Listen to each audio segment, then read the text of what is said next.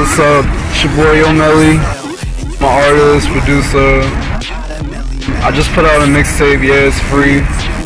The online version is out right now. I'm actually gonna drop it, the official street version, June 30th. And then that's just a bunch of old tracks back from like 08 and 09 and stuff. Current project I'm working on, I don't even have a name for it. That's like, that's how like I'm just working on right now and stuff. So I think it's gonna come out. I want to aim for like August or September. I want to get like real in depth. I started music when I was 3. Grandfather got me a piano. I used to sit and listen to the radio and play songs by ear. Before I knew how to read music, all this stuff, like I played everything by ear. So I played the songs back, and my grandfather just overheard it and he was like, you know, you got something. By the 6th grade, I was playing for the high school drum line. I was in middle school playing, you know, for a high school drum line, and I won like titles and stuff like that. So it gave me like a lot of music background. Just doing that, I learned everything. I learned how to read music, and I was composing music, you know, at the age of 16, writing stuff for my high school and stuff like that. I started getting into like producing. I would say like my mother got me a laptop when I was 16, and my friend, he had like this Fruity program. He shout outs to Boo. I know he's watching this. He's probably, when he sees this, he's gonna be laughing. Boo got me this program. I was just sitting there messing with it. And after a while, I was like, hey, I'm getting kind of good at this. What made me want to be a producer, because my whole life I always had to prove someone wrong. You know what I mean? Everybody told, oh, you can't do this, you can't do that, and stuff like that. I was always doubt, so I always wanted to prove someone wrong. So at the barbershop, there was this guy, he made beats. He was amazing at it, and I actually brought my CD in, and I played it to him. I said, hey, listen to my beats, and he goes, he looked at me, he was like, you know, it's alright, you know, you're not that good, like that. He kind of put me down. He was like, but he gave me good criticism. He told me, you know, every producer has a sound, a solid sound, and he just kept making a fist, and I guess I was resembling, you know, solid, you know, giving me that full round sound. So I was like, okay. So I stayed in my room, man, for months, like just practicing, making beats. I was like, I'm gonna kick this dude's ass. Like I want to be better than him. And I made a beat. I brought it to him, and he was like, you know, that's what it is. So then my next door neighbor, he was doing his whole music thing and stuff like that, and that's when I started getting into like the whole music business, and he showed me like the ins and outs and how to like. He showed me the basics, basically, you know, how to form and structure a beat, stuff like that, and then how to like start working with people, who to contact, you know, stuff like that. He showed me that, and I was working with their label and stuff, and then I had my own views. So I was around 17, I had my own ideas, I wanted to do my own thing. So then I met up with one of my friends, and then we started a group called the Vader Boys, and we started rapping. I had a vision, like I seen the cool kids. I went to a concert, I seen the cool kids, and I was like, I fell in love with them instantly. I said, you know, this is something like I want to be, something like that to that degree. It was so different. The way how they did the music, the way how they dressed, everything was just different. I was like, I want to do something similar to that. Really big inspiration. So then next thing you know, a couple months later, we was busting out tracks. Then we got a call from this dude. He was like, hey, you guys want to open up, you know, for Vamoose and stuff like that, you know. And then we got like, you know, on tours with we opened up for like the Clips, and we got involved with like Star Trek Entertainment. We was doing like, you know, little like opening up for them and stuff like that, which gave us a lot of buzz. Then we got a song, you know, up on iTunes, the Shade song and stuff like that. That was like one of our singles. This real pop song.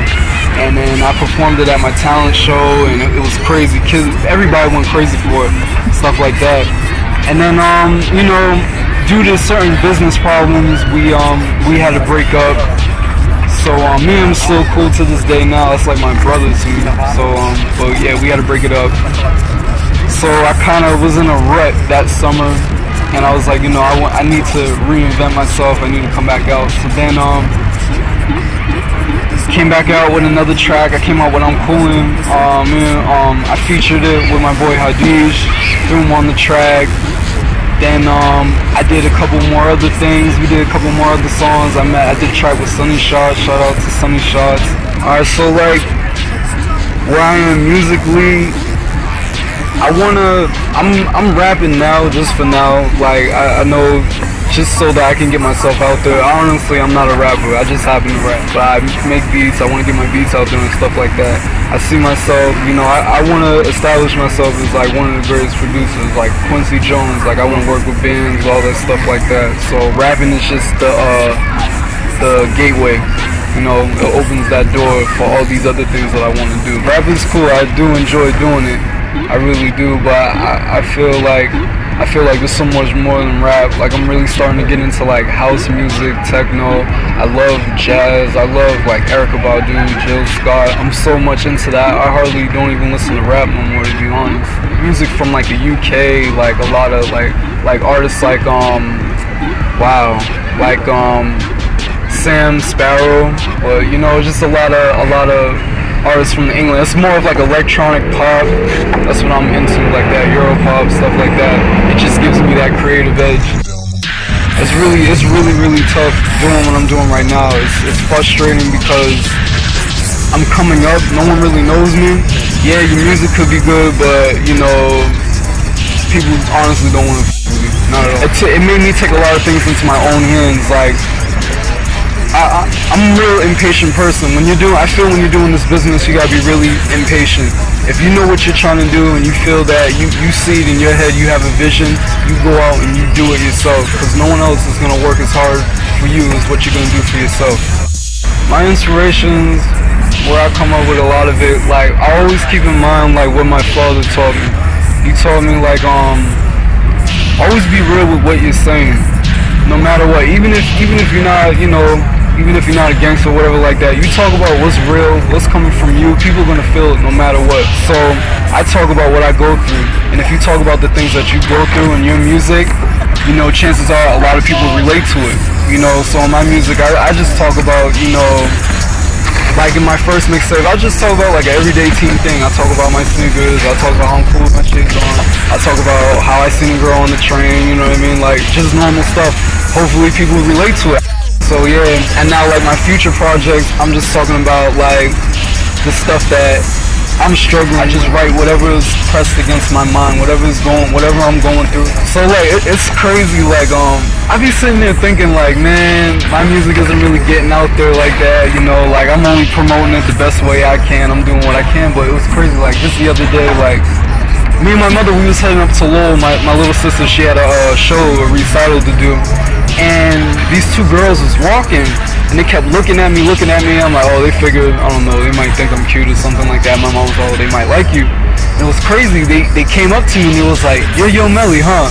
And I was like, yeah. And I was just like, what? They're like, yeah, my friend went to your show. They seen you in Cambridge, and they got me to listen to your music. You're really good. And I was like, I was just kind of shocked. Like, you know, my name's getting out there like that. I'm walking down the street, and there's nothing like hearing your music come out of someone's car. Like, it just shocked the hell out of me. Like, yo, that's me coming out someone's speaker. Like, I guess, you know, word of mouth, people really are talking about me. I guess I don't see everything, what's going on. You know, like I said, I do the best way that I can. And I guess, you know, little by little, day by day, I'm gaining fans. It's nice to hear that people are checking you out, people listening to your music, you know, your buzz is getting out there. So all the hard work that you put in does pay off. It does mean a lot. So it's crazy how I wake up out of my sleep. I hear drum patterns and rhythms in my sleep. It's nothing like when you walk down, when you hear people walking up the stairs, you just hear a bunch of footsteps. When I hear people walking up the stairs, I hear different types of rhythms. It's really weird. It's to the point where it's so loud, and I pick it up, it bothers me, and I have to, you know, put that out. And I'm like, you know, if God gave me this talent, I have to do something with it. You know what I mean? Like, I want to take my talent to the highest point possible. So if God gave me that talent, you know what I mean? It's gonna work out. So if you're trying to find me, real talk, Google me,